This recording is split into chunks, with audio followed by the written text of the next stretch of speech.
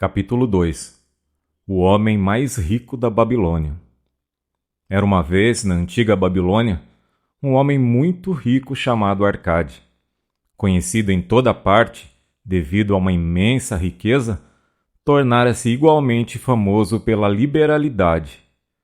Mostrava-se generoso com os mais necessitados e com a família, sendo um homem pródigo em suas próprias despesas. Entretanto, a cada dia sua riqueza crescia mais rapidamente do que podia gastá-la. Então, alguns amigos da juventude vieram até ele dizendo-lhe: "Você, Arcade, é mais venturoso do que nós. Você se tornou o homem mais rico de toda a Babilônia, enquanto nós lutamos para sobreviver. Pode usar as mais finas roupas e degustar as mais requintadas iguarias, enquanto nós devemos nos dar por satisfeitos se apenas propiciarmos à família uma indumentária decente ou alimentarmos da melhor maneira possível. Contudo, alguma vez fomos iguais. Tivemos o mesmo professor, participamos das mesmas brincadeiras, e nem nos estudos nem nas brincadeiras você se sobressaiu mais do que nós. E nos anos que se seguiram, você foi um cidadão tão honrado quanto nós. Tampouco trabalhou mais duro ou mais assiduamente, pelo menos até onde sabemos. Por que então deveria o caprichoso destino escolhê-lo para gozar todas as coisas boas da vida e nos ignorar, a nós que igualmente somos merecedores?" Após o que, Arcade protestou com eles, dizendo por sua vez: "Se vocês não adquiriram mais do que uma pobre existência, desde o tempo em que éramos jovens, isso se deve a que não conseguiram aprender ou não observaram as leis que governam a acumulação de riqueza. O voluntarioso destino é um Deus cheio de malícia, que não assegura um bem duradouro para ninguém. Ao contrário, ele traz ruína para quase todo homem sobre quem faz chover ouro não conquistado. Ele produz os gastadores libertinos que logo dissipam tudo o que recebem e se deixam dominar pelos mais extravagantes apetites, que nem sempre podem satisfazer. Outros ainda, a quem esse caprichoso Deus favorece, tornam-se avarentos e entesouram sua riqueza, temendo despender o que têm por saberem que não são capazes de repor. São, além disso, assediados pelo medo do roubo, e acabam construindo para si mesmos uma vida de necessidades e secreta tristeza. Há provavelmente outros que conseguem dinheiro fácil e o aumentam, sem deixar de se sentirem felizes e abastados cidadãos, mas são tão poucos que só sei deles por ouvir dizer. Pensem nessas pessoas que de repente se viram herdando uma riqueza e confiram se as coisas não se passam assim." Os amigos admitiram que a respeito dos conhecidos que tinham herdado uma fortuna, aquelas palavras eram realmente verdadeiras e suplicaram-lhe que explicasse a eles como tinha conseguido juntar tantos bens. "Ainda em plena juventude", continuou Arcade, "eu olhava em minha volta e observava todas aquelas boas coisas, capazes de propiciar felicidade e contentamento. Percebi então que a riqueza aumentava ainda mais a potência delas. A riqueza é um poder. Com a riqueza, muitas coisas se tornam possíveis. Este pode embelezar sua casa com os móveis mais refinados. Aquele pode viajar pelos mares distantes. Esse outro pode regalar-se com as finas iguarias de terras longínquas. Outro mais pode comprar ornamentos lavrados em ouro ou cravejados de pedras preciosas. Pode-se mandar construir templos magníficos para os deuses. É possível, enfim, fazer todas essas coisas e muitas outras, onde sempre haverá deleite para os sentidos e gratificação para a alma. E quando percebi tudo isso, declarei a mim mesmo que reivindicaria o meu quinhão entre as boas coisas da vida. Não seria nenhum desses que se mantém à distância, observando invejosamente os prazeres do outro. Não me contentaria em vestir roupas baratas que pareciam respeitáveis. Não me daria por satisfeito com a parte que cabe a cada homem pobre. Ao contrário, faria de mim mesmo um conviva nesse banquete de boas coisas. Sendo, como sabem, filho de um humilde comerciante, membro de uma grande família sem qualquer expectativa de herança, e não me achando dotado, como me disseram vocês com tanta franqueza, de poderes superiores ou talentos especiais, decidi que se realmente quisesse conseguir tudo o que desejava, precisaria basicamente de tempo e estudo. Todos os homens têm tempo em abundância. Cada um de vocês vem deixando escapar tempo suficiente para tornar-se rico. E ainda, como admitem, não tem nada para apresentar senão suas boas famílias, de que, aliás, podem com justiça orgulhar-se. Quanto ao estudo, nosso sábio professor não nos ensinou que o aprendizado consistia em 2 tipos.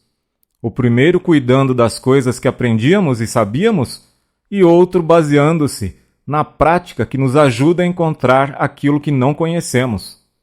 Assim, resolvi-me investigar como alguém consegue acumular riqueza e, quando descobrisse, tornar tal coisa minha própria tarefa e realizá-la bem. Pois não é justo que devamos gozar enquanto permanecemos sob a brilhante luz do sol, compensando os sofrimentos que teremos de enfrentar quando partirmos para a escuridão do mundo do espírito? Empreguei-me como escriba na sala de registros e todos os dias trabalhei horas sem conta sobre as tabuinhas de argila. Semana após semana, mês após mês, dei um duro danado sem que os meus vencimentos dessem mostras de crescer.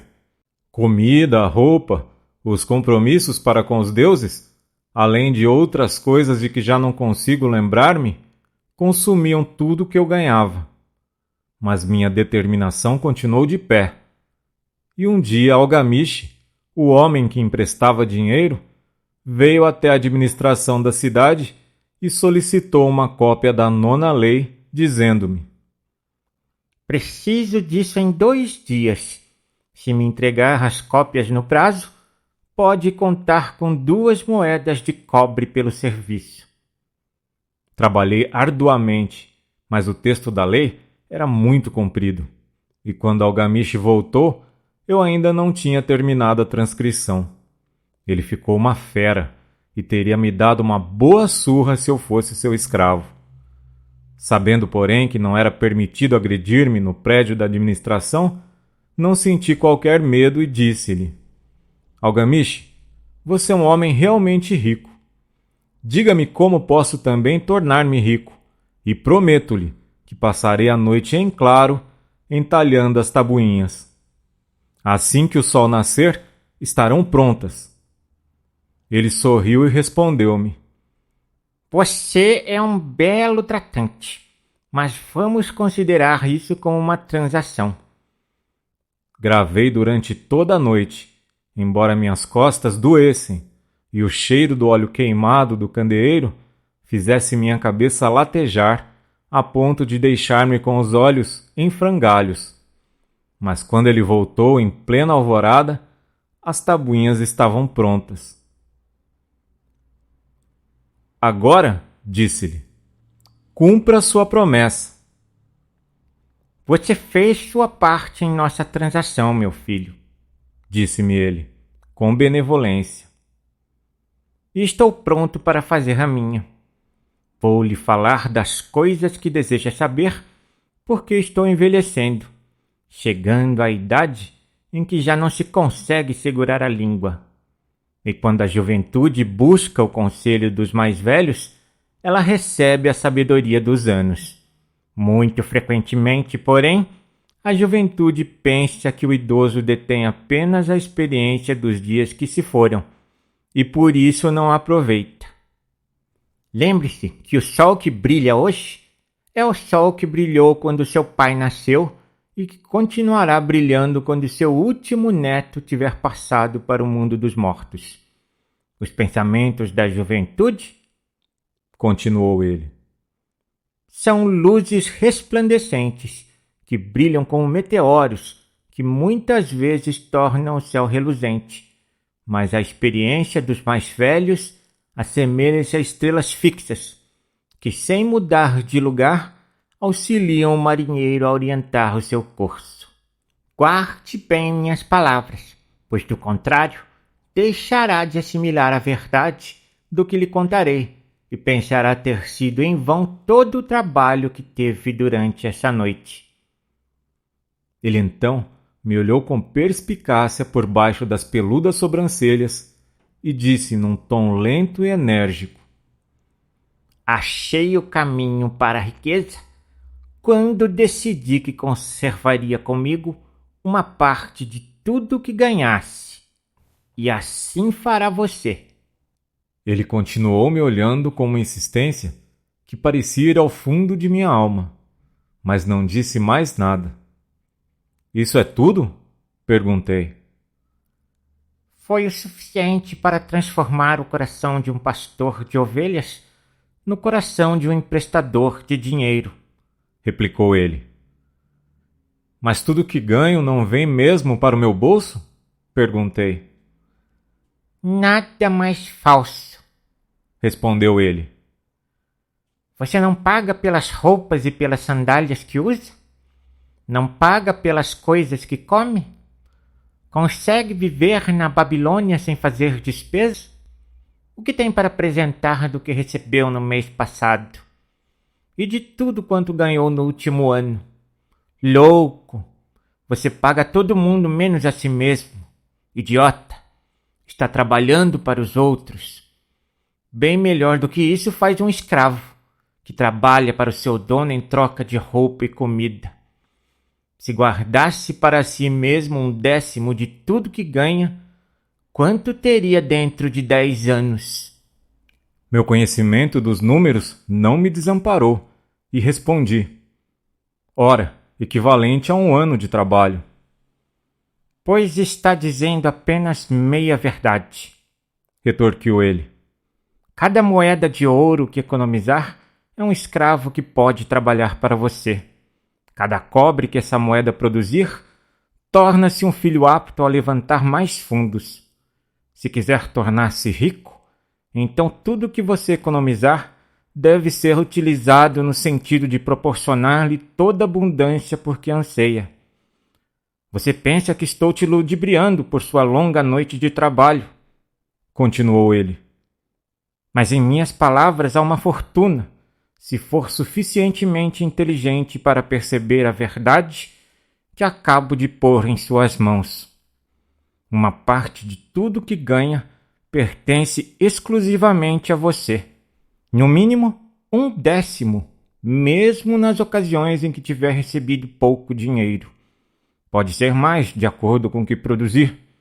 Pague a si mesmo primeiro. Não compre ao fazedor de roupas ou ao fazedor de sandálias mais do que possa pagar com o restante, devendo ainda separar o bastante para alimentar-se, ajudar o próximo e pôr em dia as obrigações com os deuses. A riqueza, como uma árvore, cresce a partir de uma simples semente. A primeira moeda de cobre que economizar será a semente a partir da qual sua árvore da riqueza crescerá. Quanto mais cedo plantá-la, mais cedo a árvore crescerá. E quanto mais fielmente alimentar e regar essa árvore, com economias constantes, logo chegará o dia em que poderá abrigar-se em pleno contentamento embaixo de sua sombra. Tendo dito isso, pegou suas tabuinhas e foi embora. Pensei muito a respeito do que ele me dissera, e suas palavras me pareceram razoáveis. Assim, decidi fazer a experiência. Sempre que recebia um pagamento, tirava e guardava 1 em cada 10 moedas de cobre. E estranho como possa parecer, não fiquei mais desprovido de fundos do que antes. Percebi pequena diferença quando comecei a me arranjar sem isso. Mas frequentemente me via tentado, à medida que minha reserva crescia, a utilizá-la para adquirir as boas coisas que os mercadores ofereciam, objetos trazidos por camelos e navios da terra dos fenícios. Prudentemente, porém, consegui refrear o impulso. Depois de 12 meses, Algamish voltou a me procurar, dizendo-me: E então, meu filho, pagou a si mesmo não menos do que 1/10 sobre tudo o que ganhou no ano passado? Respondi todo orgulhoso: sem dúvida, mestre, foi exatamente o que fiz. Ótimo, comentou abrindo um largo sorriso para mim. E o que fez com essa reserva? Entreguei-a a Asmur, o oleiro, que me disse estar viajando pelos mares distantes e que em Tiro compraria para mim joias valiosíssimas, só encontradas na Fenícia. Quando voltar, poderemos vendê-las a um preço bem mais alto e dividiremos os lucros. Bem, os loucos precisam mesmo aprender, rosnou ele. Mas para que confiar nos conhecimentos de um oleiro sobre joias? Você procuraria um padeiro para colher informações sobre as estrelas? Não, por minha túnica, iria até um astrólogo. Se pelo menos tivesse cabeça para pensar. Suas economias se foram, meu jovem. Você arrancou sua árvore da riqueza pelas raízes. Contudo, plante outra. Tente novamente. E da próxima vez em que precisar de conselhos sobre joias, corra até um ourives. Se quiser conhecer a fundo as ovelhas, procure o pastor que cuida delas. Conselho é uma coisa que se dá de graça, mas deve guardar consigo apenas o que lhe parece valioso. Aquele que aceita conselhos sobre suas economias junto a pessoas inexperientes em tais matérias, pagará com essas mesmas economias para provar a falsidade da opinião dos outros. Dizendo isso, Algamish partiu. E aconteceu realmente como ele tinha previsto. Pois os fenícios são salafrários e venderam a Asmur pedaços de vidro sem valor, que pareciam pedras preciosas. Mas seguindo as palavras de Algamish, voltei a economizar, mesmo porque já tinha formado o hábito, e isso não constituía para mim nenhuma dificuldade. Mais uma vez, 12 meses depois, Algamish apareceu na sala dos escribas e dirigiu-se até mim. Que progressos andou fazendo desde a última vez em que nos vimos?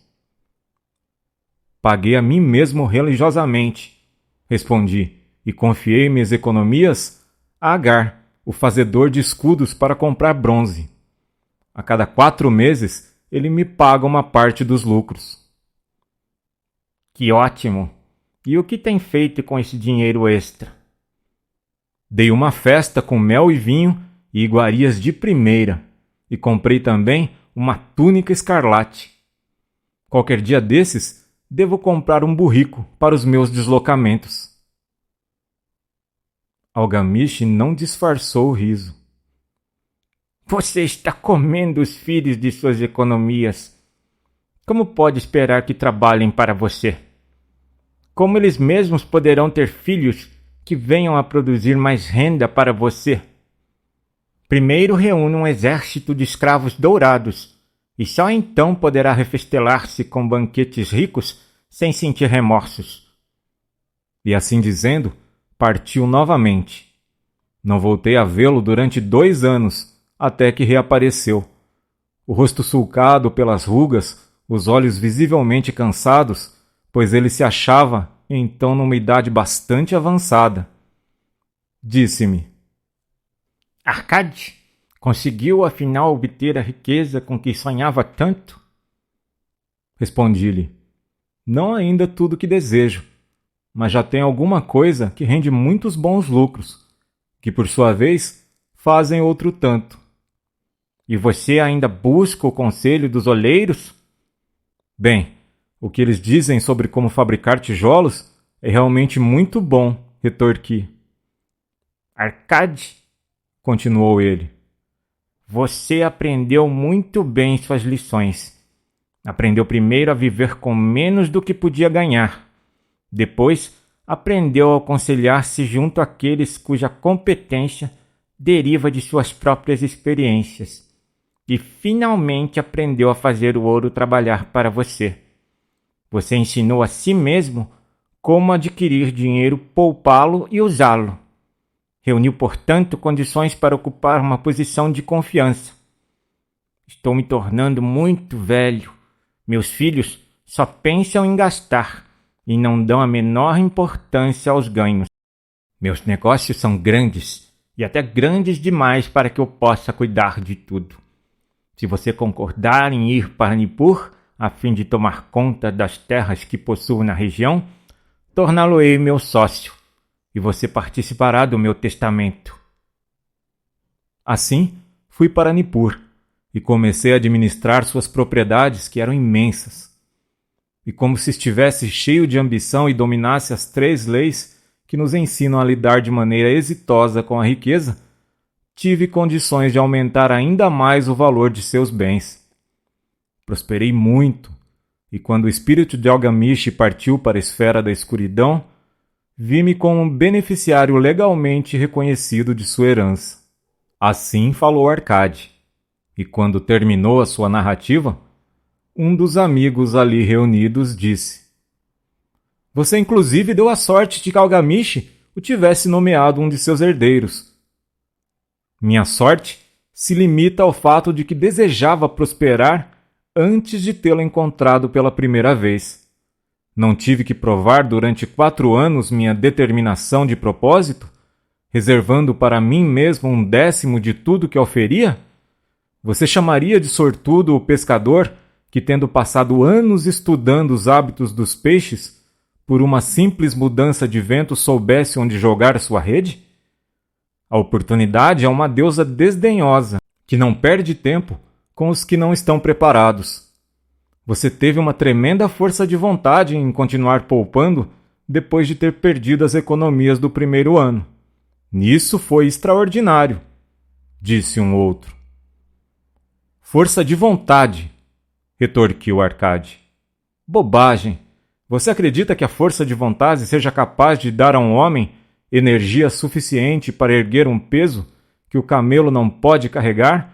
Ou puxar uma carroça que os próprios bois não conseguem levar adiante?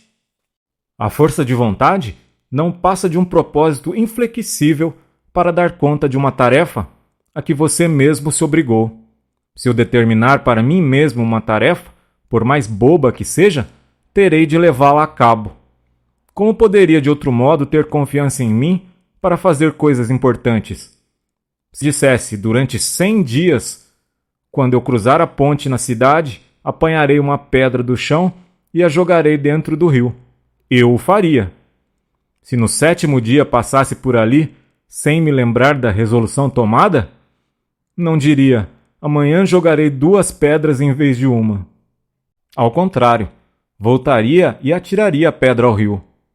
Tampouco seria capaz de me dizer, lá pelo 20º dia, Arcade, isso não tem utilidade alguma. Que proveito tem para você atirar uma pedra ao rio todos os dias? Arremesse logo um bom número delas e acabe logo com isso. Não, também não conseguiria pensar desse modo. Quando me decido por uma tarefa, vou até o fim. Consequentemente, tomo muito cuidado para não começar tarefas difíceis e impraticáveis, porque tenho meu conforto íntimo em alta conta. Se o que diz é verdadeiro, aparteou um terceiro interlocutor. E parece, como afirmou, razoável, sendo tão simples, se todos os homens o fizessem, não haveria bastante riqueza para todos. A riqueza cresce onde quer que os homens empreguem energia, replicou Arcade. Se um homem rico constrói um novo palácio para si, o ouro despendido vai embora? Não. O oleiro, o operário, o arquiteto participam desse ouro. E quem quer que trabalhe na obra, participa dele. Mesmo depois de construído, o palácio não vale tudo quanto custou? E o terreno sobre o qual se ergue não passa a valer mais pelo próprio fato de abrigá-lo? E os terrenos circunvizinhos não se tornam igualmente valorizados? A riqueza cresce através de meios mágicos. Ninguém pode estabelecer um limite para isso. Não construíram os fenícios grandes cidades em costas inóspitas, com a riqueza proveniente de seus navios mercantes? O que poderia nos aconselhar para que também nos tornemos ricos? Perguntou um outro dos amigos. Os anos passaram, não somos mais jovens e não guardamos nada. Aconselho-os a fazer uso da sabedoria de Algamish e dizer a si mesmos: uma parte de tudo que eu ganhar pertence a mim. Digam isso pela manhã, assim que acordarem, à tarde, à noite, em todas as horas do dia. Digam isso a si mesmos até que as palavras se transformem em letras de fogo gravadas no céu. Impregnem-se com a ideia. Ocupem toda a alma com esse pensamento e assimilem tudo o que lhes pareça sábio. Separem não menos de 1/10 e economizem. Façam todas as despesas necessárias, mas poupem primeiro essa pequena cota. Logo, vão experimentar a deliciosa sensação de um tesouro cuja posse cada um de vocês tem legitimamente condições de reivindicar. Quanto mais ele crescer, mais se verão estimulados. Vibrarão com uma nova alegria de viver. Encararão a possibilidade de maiores esforços para ganharem mais, pois não estarão reservando sobre os lucros maiores a mesma porcentagem? Aprendam, portanto, a fazer com que o tesouro trabalhe para vocês. Tornem-no seu escravo. Façam seus filhos e os filhos de seus filhos trabalharem para vocês. Assegurem uma renda para o futuro. Olhem para os mais idosos e não se esqueçam que um dia virá em que também vocês estarão velhos. Por isso, invistam seu tesouro com toda a cautela do mundo. Taxas usuárias de retorno são sereias enganosas, que cantam naturalmente, mas para lançar o incauto contra as rochas do desperdício e do remorso. Providenciem para que sua família não deseje que os deuses o chamem para o reino deles. É sempre possível garantir tal proteção com pequenos pagamentos a intervalos regulares. Por isso, o homem previdente não perde tempo esperando que apareça uma grande soma a fim de utilizá-la em tão prudente propósito. Busquem o conselho dos homens sábios. Procurem informar-se com pessoas cujo trabalho cotidiano é o manuseio do dinheiro. Deixem que elas os protejam de erros como os que eu mesmo cometi ao entregar minhas economias a Asmur, o oleiro. Um retorno pequeno e certo é uma coisa mais desejável do que o risco. Aproveitem a vida enquanto estiverem aqui. Não exagerem nem tentem economizar demais. Se 1/10 de tudo que ganharem é o que vocês podem confortavelmente poupar, contentem-se com essa porção. Por outro lado, vivam de acordo com suas rendas e não sejam sovinas nem temerosos ao gastar. A vida é boa e rica com coisas que valham a pena e causem prazer. Seus amigos agradeceram-lhe por aquelas palavras e se foram.